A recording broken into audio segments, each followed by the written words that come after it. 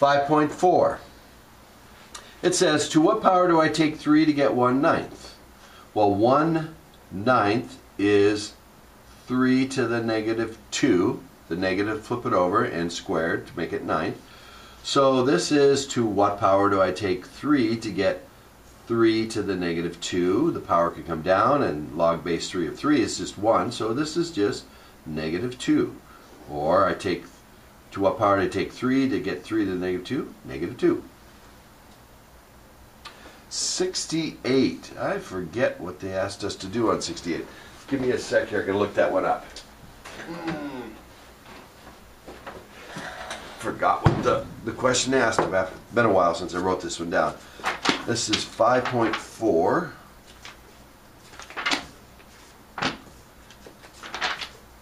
Bear with me. 5.4, 5.4, where are you? 5.4. 5.5, 5.4, number 68. Says, oh, we have to identify which graph this is. Okay, and we're dealing with log base 3.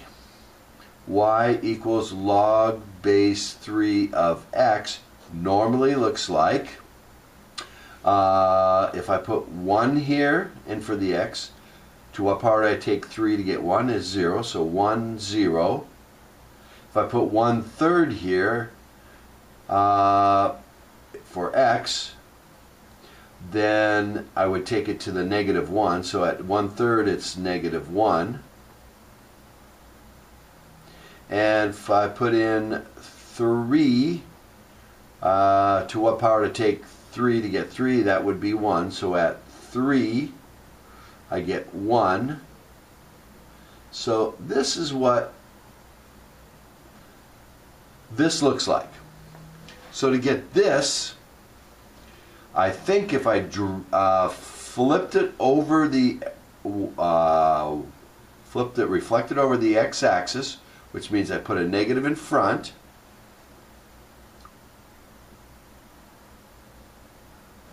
of 3 to the x, that will make it look like this, and then I need to move it up 1 to get it to go through 3 and to 1, 1 instead of 1, 0, so then plus 1, and that would be the equation that would make this graph.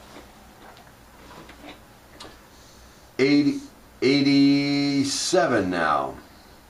It says, if this is my equation, it says find the inverse, but find the domain of this thing. Well, the domain, I can use anything in there, all reals.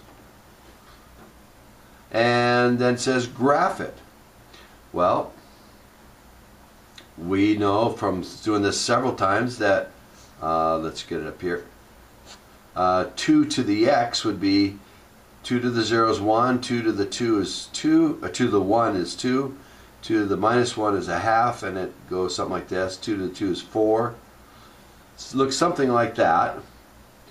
And this one has a third on the x, which makes it 3 times as spread out. Instead of 1/3, it stretches, it goes opposite. So this 1 goes out here to 3, and this 1/3 goes at -1 goes to -3. So there's it spread out because of the third, and then up 4. So my final graph would be, instead of at 1, it'll be at 4. And if I go over, used to be 1, but now if I go over 3, it'll be up 1 from that. And if I go back, used to be -1 was at 1/3, but now I have to go 3 times as far to be 1/3 below this, above this line. So it's up here. So there's the graph. So what's the range? Well, it's from 4 up. So it goes from 4 to infinity, and the asymptote is y equals 4. And then d, what's the inverse? So I flip the y and the x, so I get x equals 2 to the y over 3 plus 4. Subtract 4.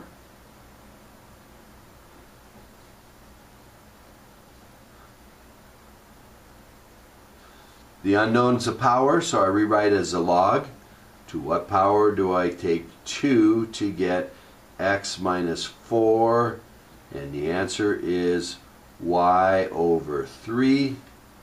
Then I can multiply both sides by 3. And that will be my f inverse of x. 3 log base 2 of x minus there. And I can put the 3 up as a power also. And then it says, what's the domain and range of this? Well, the domain will be the range of the other one, 4 to infinity. And you can see why this has to be positive, so I have to use 4 or more to keep that positive. The range will be what the domain was, which is all real numbers. And the graph will show you that. And if I go back and just bring back the same original equations here, I had 0, 5, 2, 3, 4, 5. Oops, that should have been up at 5. 0, 5 and y equal 4 is the asymptote. I did get that right. So that's 0, 5. So the inverse would be 5, 0. This point was 3, oh that's 4, 5, 0. This is 3, not that one, that's 4, 2, 1. This was 3 and 6, so that becomes 6, 3, 1, 2, 3. And this y equals 4 becomes x equal 4 for the vertical asymptote, and it goes this way. And that should look like a reflection over there. I've got these spread out more than I got those because of my space here, so it doesn't look like a really good, the y equal x is actually a line more like this, and it doesn't look as good as a reflection. But that's what the graph would sort of look like. So the graph is up there. And finally,